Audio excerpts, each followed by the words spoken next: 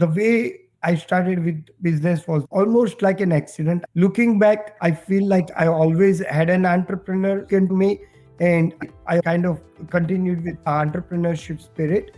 And the final calling was when I bought a book, literally for $50, sold it almost for 1600. I said, wow, this cannot be true. This cannot be real. And after that also, I continued developing some basic part of business during my off days and weekends and stuff. And finally, at one right moment, I called it quit. And since then, we grew this company to 9-digit top line, almost always positive bottom line, 7 offices, 400 plus team. And what we do is essentially an online seller. When we acquired 15 companies along the way, I think it may sound cliche. I would say that a lot it boils down to follow your passion. Hey everyone, and welcome to another episode of the CEO podcast. I'm your host, Mario, together with my co-host and partner, Professor Robert Hargrove. We are from Masterful Coaching, where we talk with today's CEOs on issues, problems, and everything that today's leaders, specifically on the C-suite, are facing in 2025. Today's guest, Mr. Rupesh, CEO of Ergode, an e-commerce platform, interestingly, fully bootstrapped. Rupesh, welcome to the podcast, sir. Thank you. Thank you for having me. I really am super excited to be here with you, Mario and Professor. So, Rupesh, before we dive into all of the topics that we want to explore, can you give us just a little bit about your background, education, growing up? How did you come to United States? Give us a little bit about who you are, right?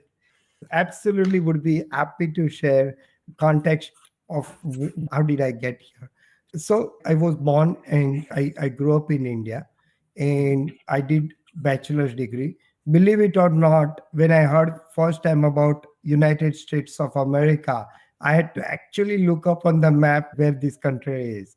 And since then, I've taken GRE, took a master, and got into Texas with the full scholarship and actually some money on top of it, thanks to this beautiful, incredibly generous and amazing country. I mean, I always consider USA as my father, literally, and India as my mother, so to speak. I mean, USA has given all the maturity and all the money I need to grow.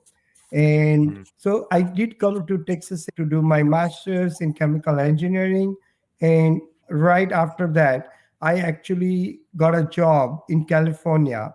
So I got in near San Diego, started working on a simulation software that chemical engineer uses to make design and prediction about the plants. While doing that, education from chemical engineer to continued with computer science. So almost spent 3 years doing computer science at UCSD, University of California, San Diego.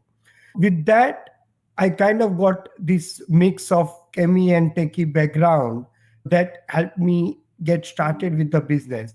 And the way I started with business was almost like an accident. Looking back, I feel like I always had an entrepreneur taken to me, and I always did some odd tasks. I did a lot of those tasks to kind of continued with entrepreneurship spirit. And the final calling was when I bought a book, literally for $50, sold it almost for 1600. I said, wow, this cannot be true. This cannot be real. And after that also, I continued developing some basic part of business during my off days and weekends and stuff. And finally, at one right moment, I called it quit. And since then, we grew this company to 9-digit top line, almost always positive bottom line, 7 offices, 400 plus team. And what we do is essentially an online seller. Amazing, amazing. Well, Robert, if it's okay with you, I'll ask the first question and then you can kind of jump into all of that. I mean, chemical engineering, software engineering, and then you create an e-commerce company, right? So not the straightest line when it comes to one's career. So how did your chemical engineering and software engineering background help you? And then what kind of lessons and insights can you give to other CEOs whose life's trajectory was not kind of the straight line? Sure, absolutely. I'm an engineer and may sound little biased. Any education at the heart of it teaches problem solving and persistence, in my opinion. So that is what I learned from chemical engineering.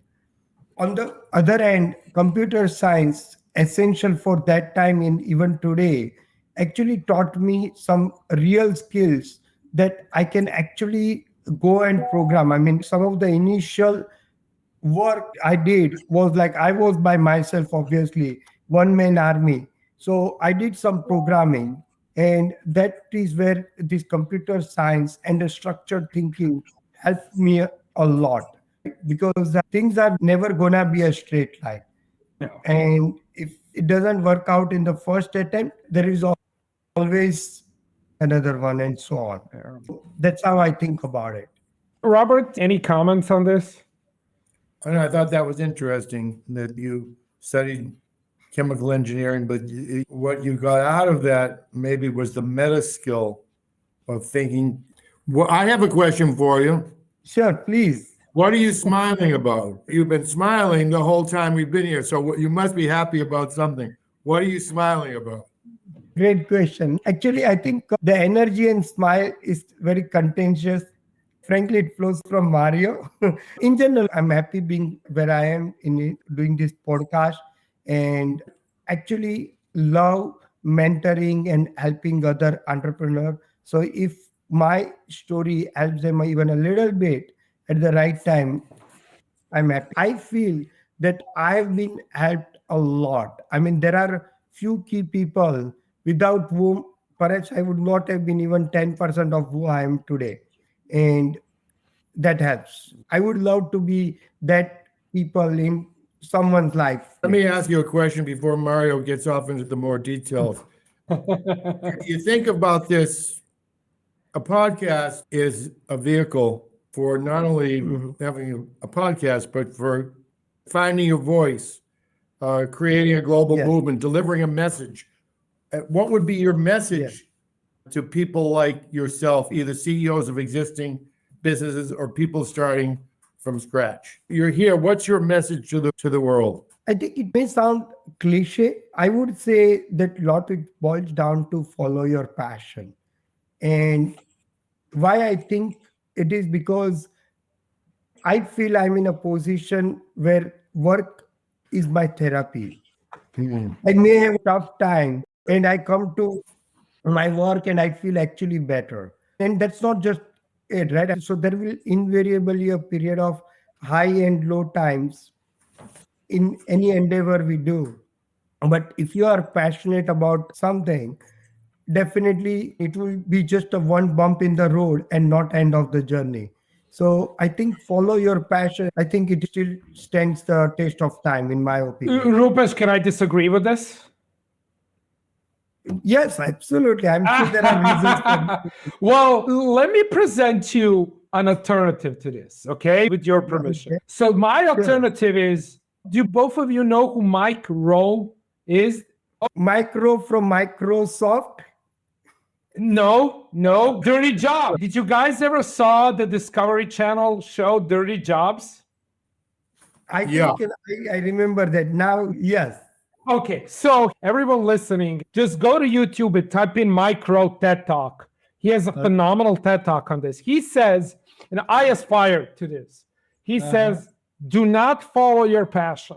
Do not follow what you love, because chances are, out of 9 billion people on this planet, you probably won't be doing what you really like. A very small percentage of people will do what they really love.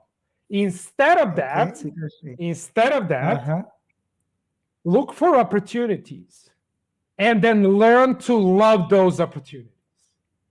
Very interesting. Instead of following the passion, right? And this is kind of the advice that we give to young people. My advice to young people is always, where are the opportunities? And then chase opportunities and then learn to love what you do. That would be my kind of different take on this. No, I think you opened my eyes to it. Seriously, like now I think about it. That way, yes, I followed opportunity more than passion. You did absolutely it, correct. man. You did it. You were a chemical engineer and now you're doing e-commerce. That's like specifically opportunity, right?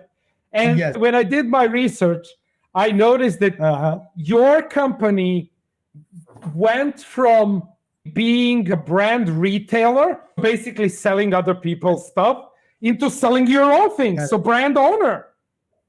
Yes. Come on. And yes, absolutely. Thank you. When we acquired 15 companies along the way. So this is chasing opportunity. This is not chasing passion. If you tell me, hey, Mario, I love owning a brand, no one ever said that.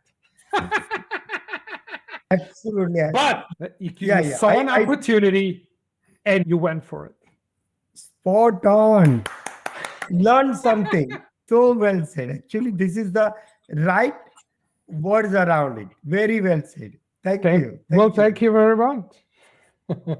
Robert, what do you make of my little rant here? I mean, you have 40 years of experience working with top executives over the entire world, I would say, right? Well, yeah, you're right. I think there was something he said where he sold a book, bought a used book and sold it. That was the beginning of the journey. Yes. So then you said, wow, I could do more of this. I think that's in. Now, I'm wondering about the other side. You have that bright smile, that bright side. What about the dark side? I haven't met a single CEO that didn't have a bright side and a dark side. What would it be like if I met you on the street of India somewhere when you were starting out? Were you a tough cookie? Were you very hungry? What's the dark side? On this podcast, I mean, to be honest, a lot of people come on here and it's like a PR show. We like to ask them questions that make them look good, and they like to say things that make them. Very few people say anything about their struggle, their problems, their bright side, their dark side, what it's really like for them to wake up in the morning. I remember there's a quote I like from Arnold Schwarzenegger where he said, everybody thinks that I'm so successful. I was a bodybuilding champion. I became a movie star. I got elected governor of California. But what nobody knows is that most of the time I was failing, and most of the time I was struggling, and most of the time I was suffering. So I was thinking maybe you could share something about yourself that's not just the front, which we want to hear about more, but also the back. So what's it been like? Oh, yeah. Definitely. It's a fantastic question, and it makes me human and all of. So one is self-doubt, right? It never goes away. Eventually, at least in my case and in many other cases, business becomes the identity. It is not just one more job. And that kind of seeds lots of self-doubt. Even if things don't go wrong, there is your brain talking to you, hey, what if this doesn't work? Second is about ability to control and manage as an entrepreneur. And it kind of leaves void. As we grow, when I started, almost 100% of things were in my control, at least the one that I can control within the company. Eventually, as I started hiring, things started becoming out of control. And ultimately, everyone is a individual, right? So they have their own ideas and moods and aspirations. So it is not always easy to be patient that you can perhaps get the same thing done in 1/4 of the time. But I still have to be very patient. And that is very counter to me as an entrepreneur. So yes, being patient, having a lot of self-doubt. Other is about numbers. See, like I'm an engineer, so I thought I knew math, but numbers always beats me. Okay, there are like so many anecdotes one can say. The way you look at numbers makes a whole lot of difference. Same number, right? And that is something that I always struggle with. Sometimes what I think where we should be versus where we are, and how to keep track of with so many moving parts, so many transactions in a day. It becomes challenging no matter how many reports we design, how many systems we do. Well, Rupesh, do you know how things get done in any big system? There are always two factors that contribute to getting things done, like exactly what you said, right? So number one is, I call it bureaucracy, right? So these are processes and procedures that big companies have in play in order to, systems and processes, right? Second is trust. So higher the trust, lower the bureaucracy, higher the bureaucracy, lower the trust, or vice versa, right? And there's a phenomenal book. I read it years and years ago. It was written by the son of late Stephen Covey, called Speed of Trust.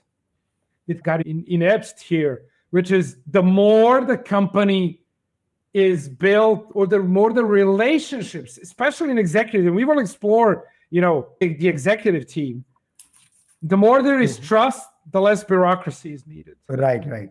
Exactly. I do tend to agree that less trust, more bureaucracy. But at the same time, how do I say it? That sometimes vision and alignment also are necessary. Just an hypothetical case that one of my top executives choosing to go to some trade show that may not well align with what we want to do as a team. So in that case, perhaps I don't know if I'm agreeing. I'm partially agreeing, but at the same time, I've seen cases where okay, the intent was good, a particular trade show or do something, but turns out that without bureaucracy, he would have just done it only to regret later. But only if we had spoken about it, had some sort of a place, maybe we would have had an honest conversation that, hey, is this necessary? Oh, awesome. Yeah. Awesome point. Can I challenge this? Yes, please do. I love it. Well, okay. So in this specific case, what do you think was the level of trust that was placed in this executive, right?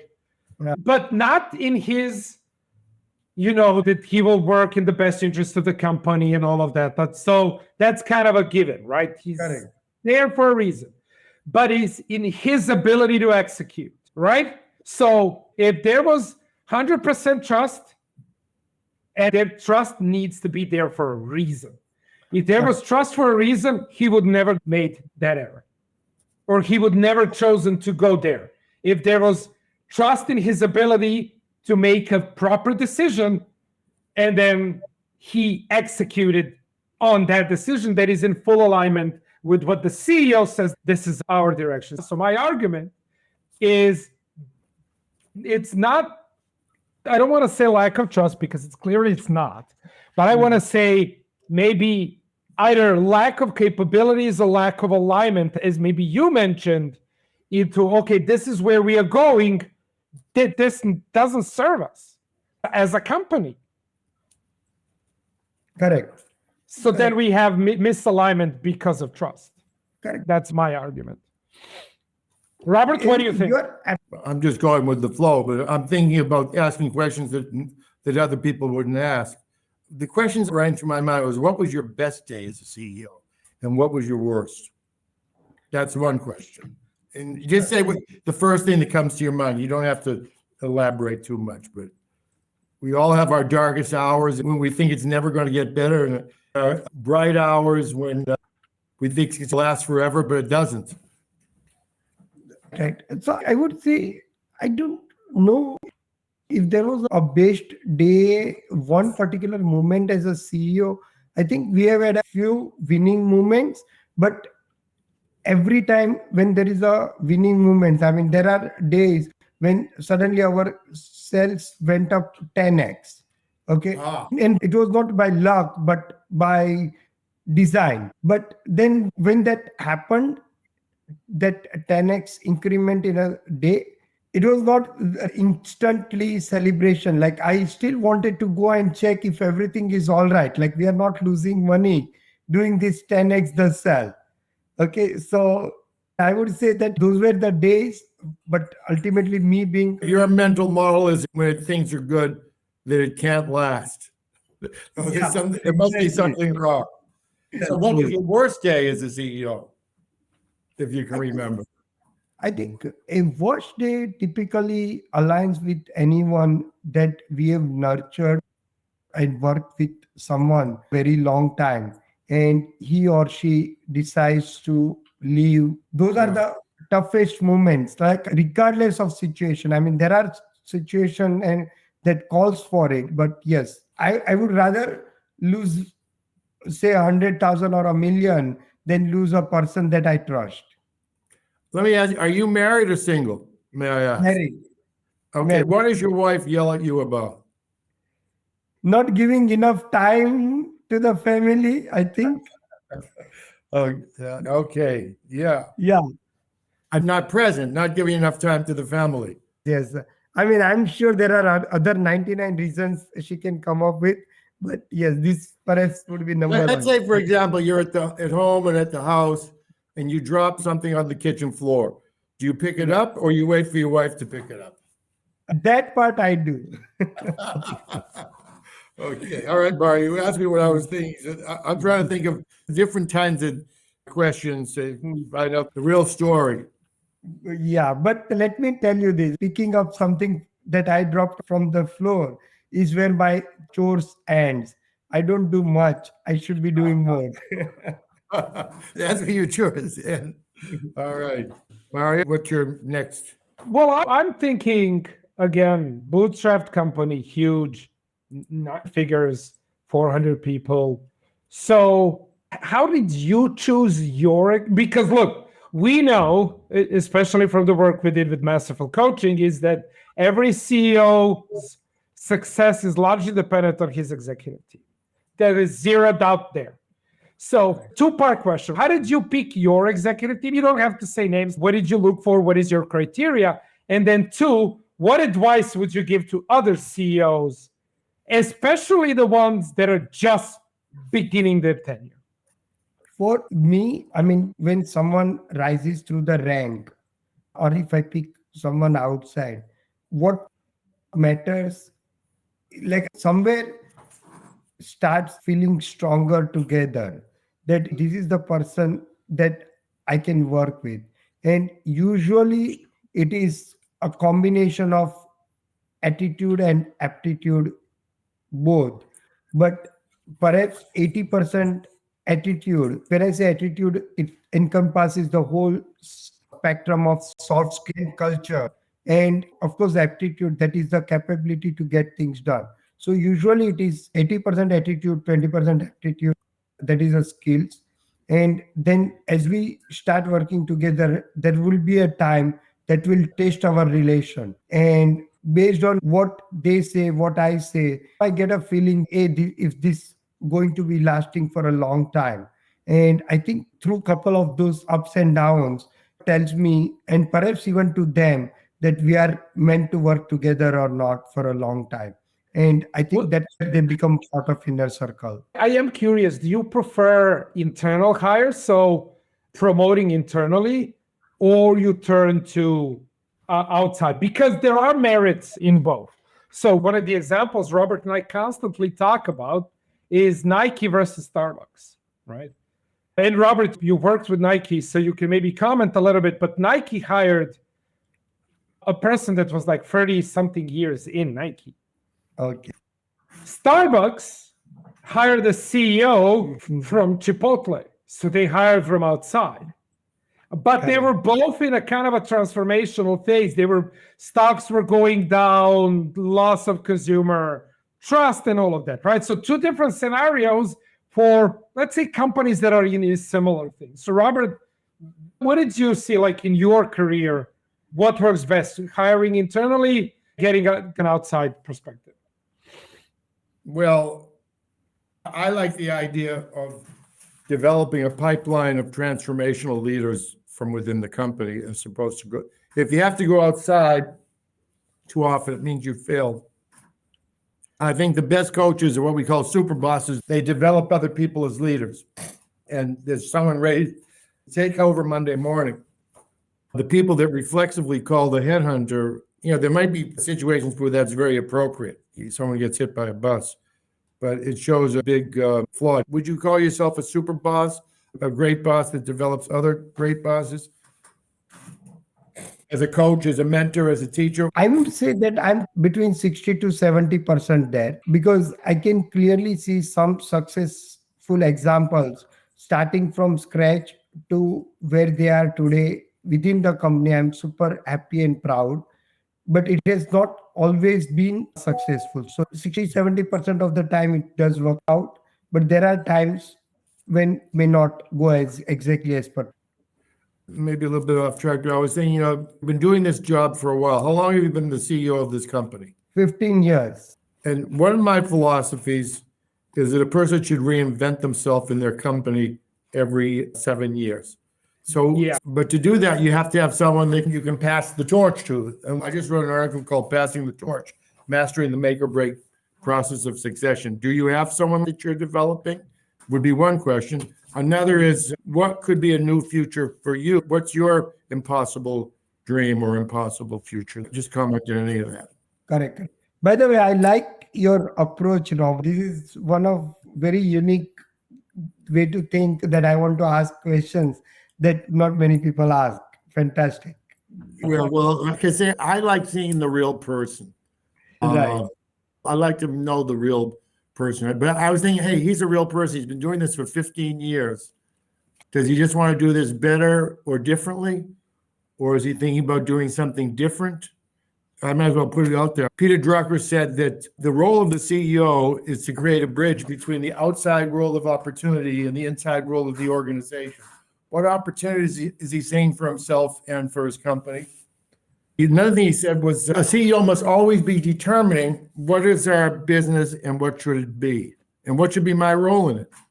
I guess you've been doing this job for a while. You're ready to do something different. Yes, yes. I am more than ready to do something different.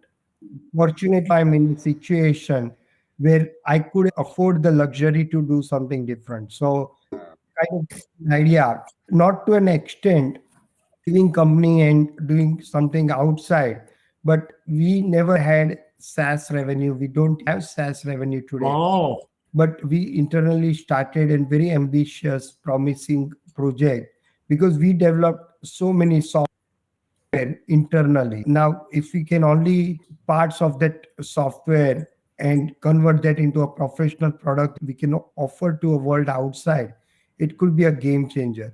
So that is something that we started this year and we are working on it.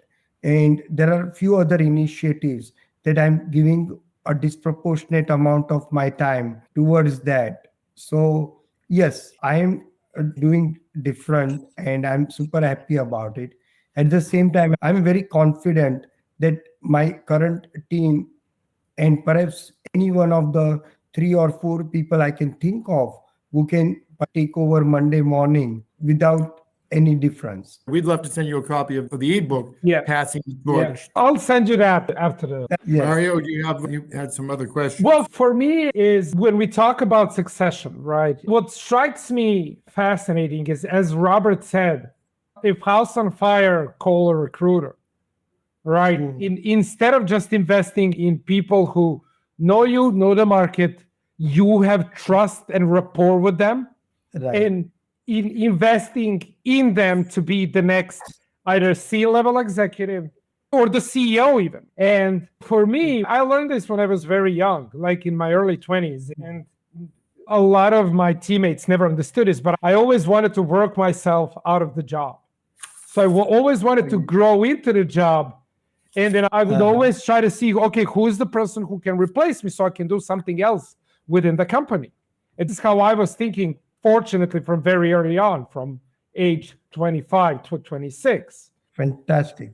Right? Yeah, you got to be building a leader to climb on. Oh, 100%. And unfortunately, it's easier said than done. One thing I noticed it working with having some Indian executives, CEOs on the podcast, they have one quality that I've noticed. Oh, yeah. There's a pattern. Okay. They're all engineers. That's one. I'm only joking with that. And they have a pattern of humility. Their style is less command and control more collaborative. And I would have to think humility and listening seems to come up again and again. Correct. I think that's interesting. Yes, very well observed. But I think it goes back into a lot of cultural roots that we all share. Knowing even today that there is a difference of haves and have nots. There was a line yesterday I read that a failure that makes you humble is better than a success that makes you arrogant. And that is the kind of mindset that we all raised with. And we always think, at least I always think, that even though I'm not very religious, quite spiritual, so I always feel that there is some higher energy or power out there that has a lot better plan for us. And that perhaps similar roots we all share. When I was younger, very young, I interviewed, because I was the editor of a publication called East West Journal. And I interviewed 4 or 5 Indian gurus. And these were people that they were the real deal. They were people like the Dalai Lama, except they had different titles. Actually, that's one of the main places I got inspired to be a guru. I just call it being a coach now, but it's basically the same thing. And I would love how the guru would sit at the front of the room. I think they called it satsang or something like that. And he would just talk to the people in the room and say whatever was on their mind. It wasn't what they said, it was how they listened to the guru talk. Got it. And they took whatever they said with them very seriously. So I was wondering, people today in America, we're crazy about sports. Every sports team has a coach. They always try to get the best coach. A lot of CEOs don't have a coach. They think, I've got this. I can do it myself. I don't need a coach. I can win the world championship of whatever it is without any coaching. Have you ever had a coach that pushed you to stretch your aspirations and motivations, that pushed you toward an impossible dream? Do you have a coach currently that challenges your paradigms, your thinking, that gets you to do not the same thing better, but maybe something different, that maybe helps you have more emotional intelligence in some situations, or whatever it is? It's just something I'm asking myself. Yes. Very valid question. So, as an entrepreneur, I do look back, and there are plenty of business that started perhaps at the same time and even afterwards grew to the much higher level than where we are. And when I look back and do an honest introspection, one of the error that I keep circling around is perhaps not investing enough of time, energy, and money into having someone as a mentor, coach, Guru. someone who Yeah. guru, business guru. So that mindset, this is very natural. But yes, if I had someone all along, perhaps I think we would have been much further along than where we are. One of the things I noticed about myself, I recently was coaching the COO of Honda, and he's probably maybe about your age. I don't know how old you are, I want to ask. But having done this work for 30, maybe 40 years, working with CEOs of Fortune 500 companies, Silicon Valley type firms, middle-sized companies, I had what Malcolm Gladwell calls that 10,000 hours of experience. I probably had 20,000 hours of experience. But I noticed in talking to this, pretty young guy, and he's got a PhD, an MBA. He's very good to his parents. His people like him. We did some 360 feedback. What am I saying this for? Well, what I noticed in talking to him, with all my years of experience, I had maybe the same 5 or 10 topics that I often talk about, or similar. I gave him like a course on transformational leadership, how to bring Silicon Valley inside a big company. But this isn't what I want to say. I noticed that after having many years of experience coaching CEOs and leaders, I was able to bring nuance on top of nuance on top of nuance of, let's call it, value, things I wouldn't have been able to do 20 years ago, even though 20 years ago I was still pretty good. So it sometimes does pay. Comes with age. Comes with age and experience. One of the formats that Mario and I are thinking about is like me working with the CEO, maybe some people, and him working with the team. You can see he's very sociable. I'm very intense. He's a very sociable person. He works good with the team. I like working with a guy one-to-one, very intense. The hardest thing for me when we have a team building session, I hate going to dinner with people. I hate going to the bar. because I'm not used to just chit chat. Maybe you have something, a guy like you could, if that was a mistake you made in the past, it's one you could correct in the future. Yes, absolutely. And I will do it in short period of time from now. Absolutely. And you could talk to your wife as well and get some real feedback. That's making her mad. Absolutely. All right, I think that's all I have for right now. We could go on talking for a whole day because I like to talk so much. I'm not one of these coaches that listens all the time. I like to talk. They hire me to coach the team. I'm going to talk. But one of the things I wanted to say, because I was too excited, you gave some very good answers to the questions we asked. Some very thoughtful answers. Yeah, weren't easy questions. Weren't like your standard PR questions. Thank you. Thank you for those kind words. And yes, absolutely. Like me, I'm a human, right? I just want to be as raw and as unvarnished as it comes. And thank you for taking the best out of me. This is one of the most memorable, interesting, and intense talk in such a short period of time I think I have ever had. And I love it. Thank you. Love the energy. And thank you. Thank you for your time. All right, same here. Hey everyone, thank you so much for sticking with us. Thank you so much for joining today's episode of the CEO podcast. Again, thanks to our guest, Rupesh. Rupesh, thank you so much for joining us. It's been an absolute pleasure. And until next time, we will see you a little bit later. Goodbye, everyone. Ciao. Okay.